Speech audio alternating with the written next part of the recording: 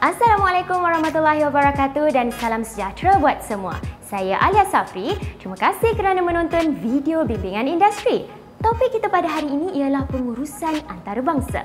Kursus pengurusan antarabangsa merupakan gabungan antara kursus Cross Cultural Management dan juga kursus pengurusan sumber manusia.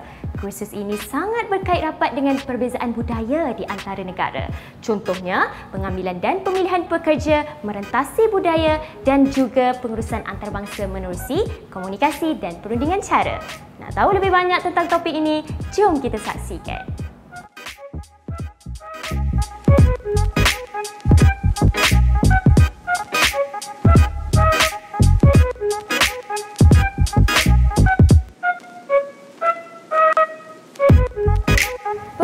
Antarabangsa. Itulah topik yang akan kita bincangkan untuk video bimbingan industri kali ini.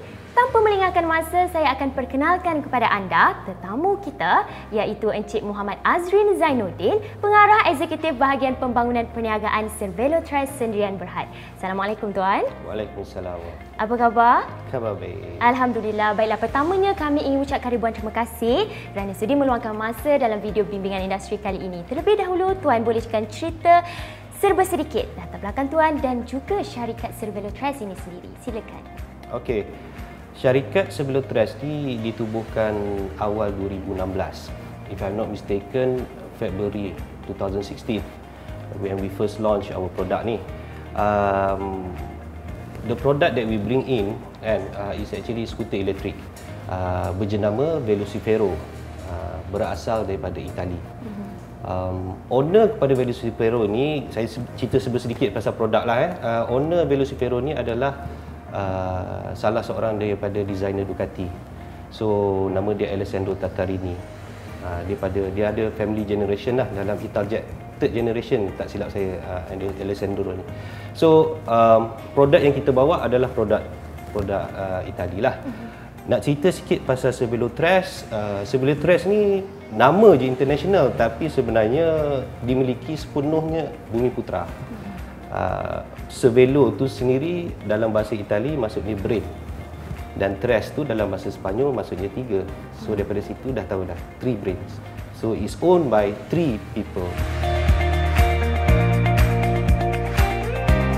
Tuan, saya difahamkan Cervelo Trust beroperasi bukan sahaja di Malaysia tetapi juga di Arab Saudi, Brunei dan Singapura. Jadi bagaimana cara Cervelo Trust menguruskan pemilihan pekerja untuk mengisi kekosongan jawatan kerja di luar negara dan juga di dalam negara? Silakan. Okey. Alia, sebelum kita pergi further to your question ni, biar saya betulkan balik. Syarikat kita ni tidak ada cawangan di overseas. Di mana disebutkan Singapura, Brunei atau Arab Saudi. Kita adalah pemegang eksklusif distributor untuk produk Velocifero untuk these 4 countries. So bagaimana kita menguruskan bisnes kita ni adalah daripada segi konsep sharing, whereby kita share the business with other partners.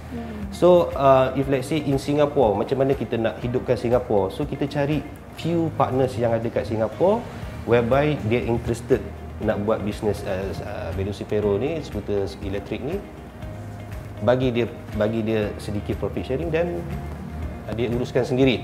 So kalau soalan you mengisi kekosongan jawatan di cawangan tu diuruskan oleh partner kita di luar. Berbeza di dalam Malaysia. Di dalam Malaysia apa yang kita buat adalah konsep first kali kita introduce moto family heart trust. Dengan adanya moto itu kita gunakan untuk hire people so that people understand apa yang diperlukan untuk syarikat kita. Itu saja. Itulah sebenarnya cara bagaimana Cervelo Trust menguruskan pemilihan pekerja, ya. Terima kasih Tuan. Okay.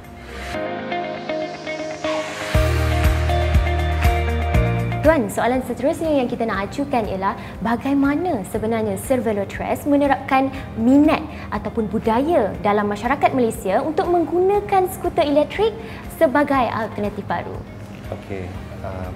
Untuk mulakan bisnes, apa-apa nak mulakan bisnes pun kita kena start buat bisnes model canvas. Bisnes canvas ni akan menunjukkan roadmap satu company itu apakah yang perlu dilakukan.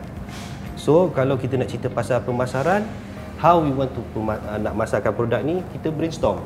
Contoh kita ada produk, so kita create the needs for produk tu, kita kelilingkan dia.